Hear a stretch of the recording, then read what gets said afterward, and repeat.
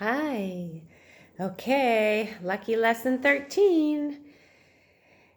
This lesson is a meaningless world engenders fear. So that's not so great.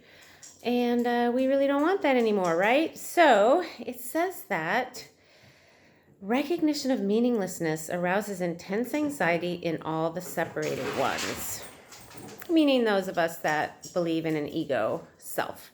It represents a situation in which God and the ego challenge each other as to whose meaning is to be written in the empty space that meaninglessness provides.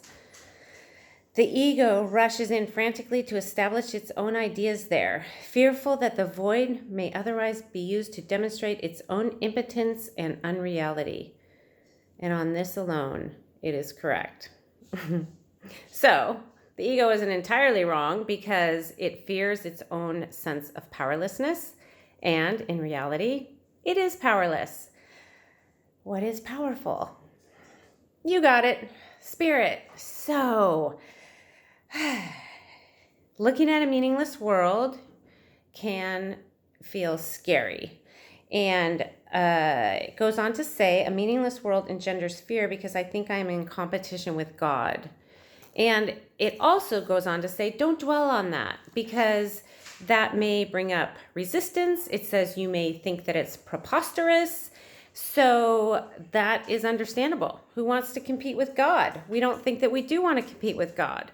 But the truth is, the ego is in constant competition with God because when we are in a place where we are connected to God through spirit, then we are at peace and the world does not seem meaningless.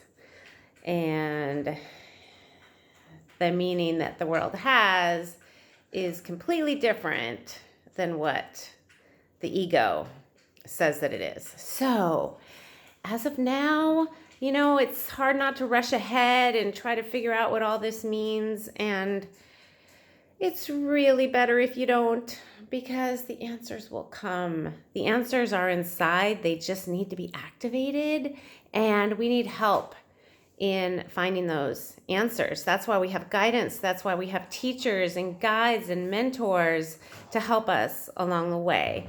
So just know that there's good stuff to come.